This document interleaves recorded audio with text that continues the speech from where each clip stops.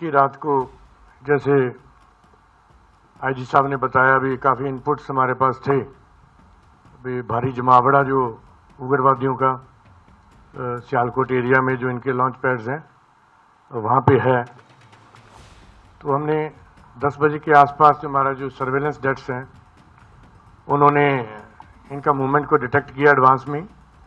और कोई 40-50 के आसपास का मूवमेंट ये था जो बॉर्डर की तरफ बढ़ रहा था। तो उस समय अंदेशा एप्रिसिएशन यही था भी या तो ये इन्फिल्ट्रेशन करेंगे या हमारे फॉरवर्ड जो बंकर्स हैं उनका नुकसान पहुंचाने की ये कोशिश करेंगे। तो इस पे कॉल लिया गया, तो प्रीएम्प्टिव हमने उनको स्ट्राइक किया, जिससे भारी नुकसान उनको हुआ। उनका मूवमेंट जो है स्कटल हुआ उस एरिया में। एंड जैसे हमने पहले से एक्सपेक्ट किया था, तो उनके कुछ पोस्टों ने बीएसएफ की बीओपीज पर काफ़ी हैवी फायरिंग उन्होंने शुरू कर दिया, जिसका रिटेलिएशन माकूल तरीके से दिया गया। वो ऑलरेडी प्लान था कौन सी पोस्ट में किस वेपन से हमने उसको साइलेंट करना है। It was already plan. And बहुत अच्छा जवानों ने जो है उनका मुकाबला किया। मोटर डेट्स का जो फायर बहुत स्किलफुल और बहुत स्टीक फायर था, जिसके कारण वो पोस्टों से भागते भी दिखाई गए, जैसे आपने वीडियो में देखा है। अपने पोस्ट छोड़ छोड़ कर भागने लग गए, और जो मूवमेंट पूरा उनका स्कटल हुआ, और जो इनपुट्स हैं काफ़ी उनके लोग हताहत हुए उस इलाके में, टेररिस्ट भी और उनके सपोर्टर्स भी, और कुछ आर्मी और रेंजर्स भी। So that is all about that, and rest is history. We have already briefed you on site about that.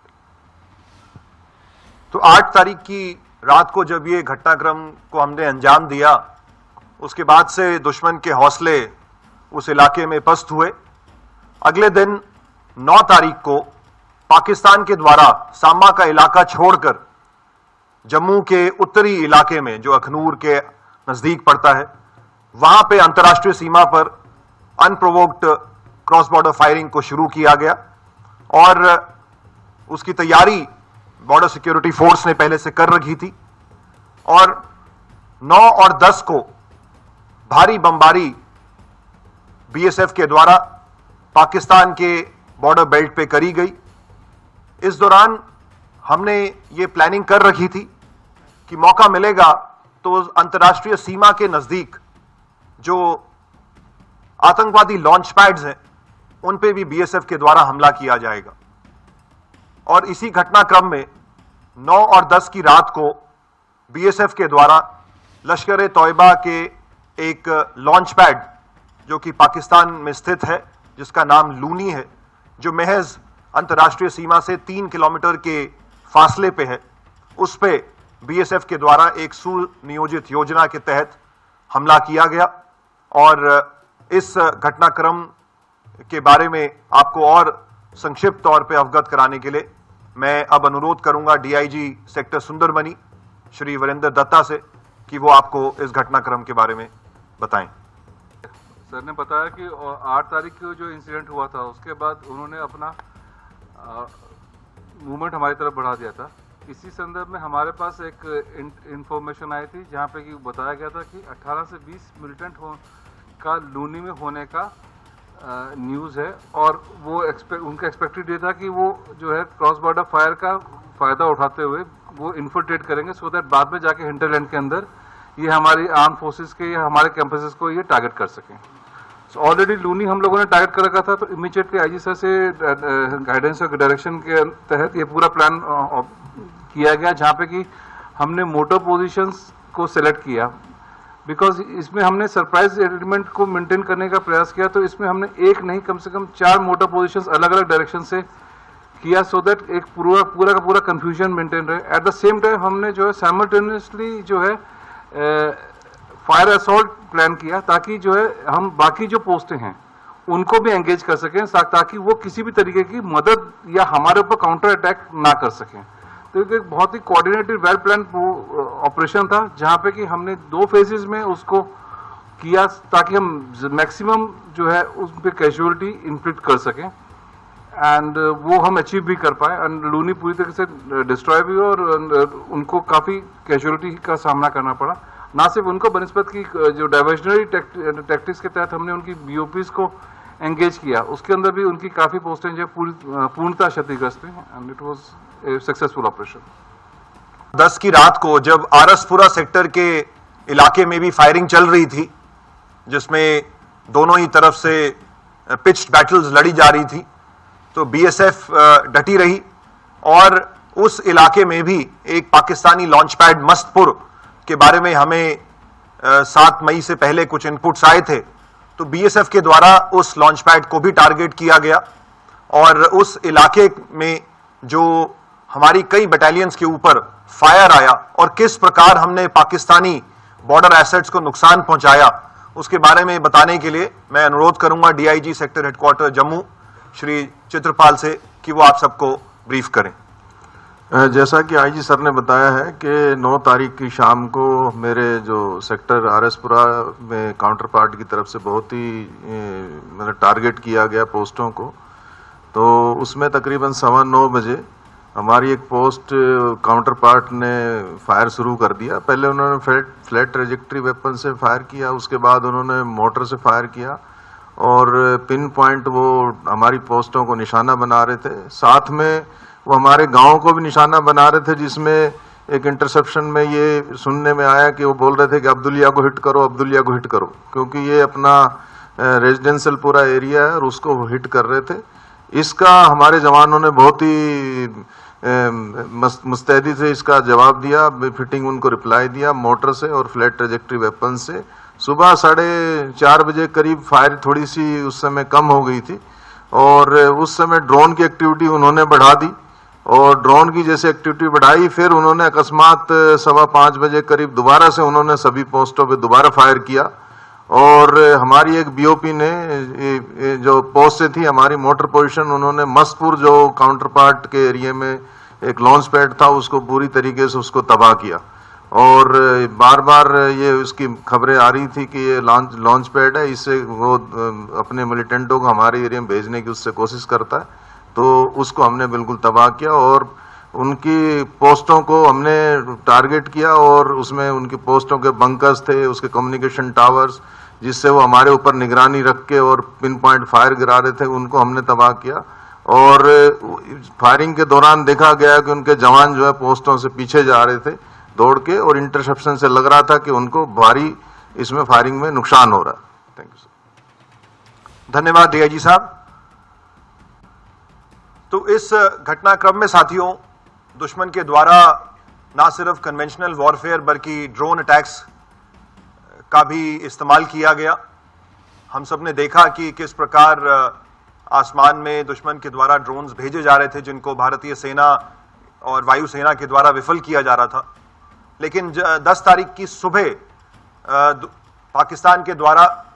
कुछ लो हाइट के ड्रोन्स भी भेजे गए और उन्होंने हमारी पोस्ट को टारगेट किया। बीएसएफ के बहादुर जवानों के द्वारा इन ड्रोन्स को एंगेज किया जा रहा था, लेकिन एक अनहोनी हुई जिसमें हमारे एक पोस्ट कमांडर बहादुर सब इंस्पेक्टर मोहम्मद इम्तियाज, उनके साथी कांस्टेबल दीपक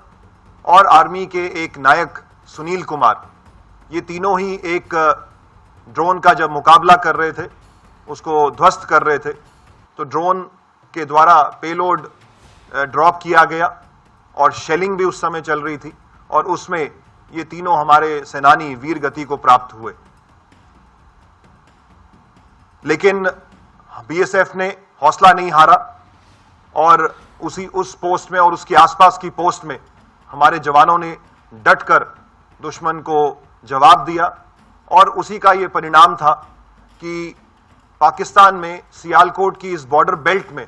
दुश्मन को भारी नुकसान पहुंचा है। उनकी कम्युनिकेशन लाइंस को नुकसान पहुंचा है, उनके एडवांस सर्वेलेंस इक्विपमेंट को नुकसान पहुंचा है, उनकी पोस्ट्स को भारी नुकसान पहुंचा है और जैसा हमने आपको बताया कि हमने उनके टेरर लॉन्च पैड्स को भी ध्वस्त किया है, जिसमें लूनी, मस्तपुर और चकबूरा जो कि सांबा क्षेत्र के सामने है, ये प्रोमिनेंटली फिगर होते हैं। हमारे जो 2 बहादुर सीमा प्रहरी शहीद हुए हैं, तो उनकी याद में हम अपनी 2 सीमा चौकियों का नाम उनकी याद में रखेंगे। इसके साथ साथ सांबा क्षेत्र में हमारी एक सीमा चौकी का नाम हम सिंदूर रखने का प्रस्ताव हमारे बल मुख्यालय और सरकार को भी भेजेंगे। इस पूरे घटनाक्रम में साथियों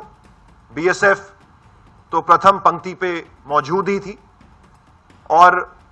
लेकिन हमें भारतीय सेना का भी पूरा सहयोग मिला। इसके साथ साथ बीएसएफ के द्वारा सिविल एडमिनिस्ट्रेशन के साथ, जम्मू कश्मीर पुलिस के साथ भी और इंटेलिजेंस एजेंसीज के साथ भी समन्वय बना के रखा गया, और उसी का ये एक परिणाम है कि जम्मू की इस बॉर्डर बेल्ट में किसी भी प्रकार का सिविलियन नुकसान नहीं हुआ, सिविलियन एसेट्स डैमेज नहीं हुए, और हमारे भी सारे जो एसेट्स थे 7 तारीख की रात को, 8 तारीख की रात, 9 तारीख, 10 तारीख की रात को साथियों, और दिन में भी हमारे बॉर्डर पे जो एसेट्स हैं, जैसे कि बॉर्डर फ्लड लाइट्स, जिससे रात को हम पूरे बॉर्डर को चकाचौंध रखते हैं, हमारी हाई मास्ट लाइट्स, हमारी बॉर्डर फेंस, सीमा सिक्योरिटी के लिए जो फेंस लगी हुई है, जो कि एक तरीके से हमारे बॉर्डर मैनेजमेंट की जान है, वो इंटैक्ट रही, और हमारे सर्वेलेंस इक्विपमेंट जो हमने हजारों की संख्या में पाकिस्तान की ओर लगा रखे हैं, वो भी सारे के सारे इंटैक्ट रहे। तो कुल मिला के साथियों हमने पाकिस्तान को काफी नुकसान पहुंचाया है, और साथ में हमने अपने एसेट्स को भी बचाया है। इस पूरे प्रकरण में साथियों बीएसएफ की महिला शक्ति ने बढ़ चढ़ के हिस्सा लिया। हालांकि महिलाओं के पास ये ऑप्शन था कि वो अगर चाहती तो बॉर्डर आउटपोस्ट से रिलोकेट होके पीछे हेडक्वार्टर्स में आ सकती थी, लेकिन हमारी इन बहादुर महिलाओं ने इस बात को चुना कि वो आगे फॉरवर्ड ड्यूटी पोस्ट में रहकर,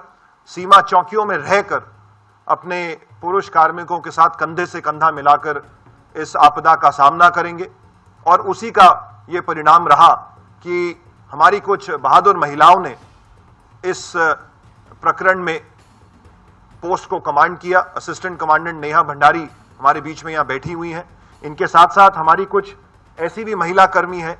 जो फॉरवर्ड पोस्ट में रही, मैं उनके नाम जरूर आपके सामने रखना चाहूंगा। महिला कांस्टेबल मंजीत कौर, महिला कांस्टेबल सुमी, महिला कांस्टेबल मलकीत कौर, महिला कांस्टेबल ज्योति, महिला कांस्टेबल संपा एवं महिला कांस्टेबल स्वप्ना। इन सभी महिलाओं ने आगे आईबी के बिल्कुल नजदीक रह के दुश्मन की पोस्टों के ऊपर फायर खोला है। इसके साथ साथ साथियों, जैसे मैं बता रहा था कि हमारे कुछ ऐसी पोस्ट भी हैं जो कि हमारी तारबंदी से आगे हैं, और वो आगे इसलिए हैं क्योंकि हम अपनी हर एक प्रत्येक इंच की रक्षा करना चाहते हैं। तो ऐसी पोस्ट को कमांड कर रहे थे हमारे असिस्टेंट कमांडेंट कुलदीप, जो कि यहाँ प्रेजेंट है, और अभी कुछ क्षणों के बाद ये आपको बताएंगे कि किस प्रकार इन्होंने भी पोस्ट में आगे रहते हुए अपनी कंपनी को कमांड किया और दुश्मन के मंसूबों को विफल किया। साथियों, इस ऑपरेशन सिंदूर में जम्मू के इस इलाके में और एलसी और आईबी दोनों ही क्षेत्रों में बीएसएफ ने बढ़ चढ़ के हिस्सा लिया है, और हमेशा बीएसएफ तत्पर रही है अपने देश की सॉवरेनिटी को बचाने के लिए, देश की अखंडता को बचाने के लिए, और देश की देखिए जो हमारी कश्मीर और जम्मू के इलाके में लाइन ऑफ कंट्रोल है, और जम्मू के इलाके में जो अंतर्राष्ट्रीय सीमा है, ये सभी प्रकार के इनपुट्स इन दोनों ही इलाकों से हमें लगातार मिलते रहते हैं, जो पास्ट में भी हमने देखा है। पिछले साल जब अमरनाथ यात्रा हुई उस समय के इनपुट्स को भी हमने का भी आकलन किया है। तो यात्रा में अभी कुछ समय है, लेकिन जैसा हमने कहा कि अमरनाथ यात्रा हमारे लिए एक बेहद अहम इवेंट है, जिसको हम जम्मू कश्मीर प्रशासन के साथ मिलके, सरकार के साथ मिलके अंजाम देना चाहेंगे, और हम चाहेंगे ज़्यादा से ज़्यादा भारतीय नागरिक अमरनाथ यात्रा में आए, हिस्सा लें और दर्शन करें। तो ऐसे में हमारे लिए बेहद ज़रूरी हो जाता है कि हम अपनी अंतर्राष्ट्रीय सीमा पे चौकसी को और ज़्यादा बढ़ाएं। तो अभी फ़िलहाल ऐसा कोई इनपुट हमारे पास स्पष्ट तौर पे प्राप्त नहीं हुआ है कि कितने आतंकवादी घुसपैठ के लिए कब आएंगे, परंतु लगातार हमें ये सूचनाएं आ रही हैं कि आतंकवादी संगठनों के द्वारा प्रयास किया जा रहा है। वो अपने कैंप्स में वापस लौट रहे हैं, ट्रेनिंग कर रहे हैं और जहाँ पे भी उनको लगे कि चौकसी कम है वहाँ से वो कोशिश करेंगे। तो चाहे एलओसी हो चाहे आईबी हो, हमें सुरक्षा बलों को सभी इलाकों में हर प्रकार चौकस रहना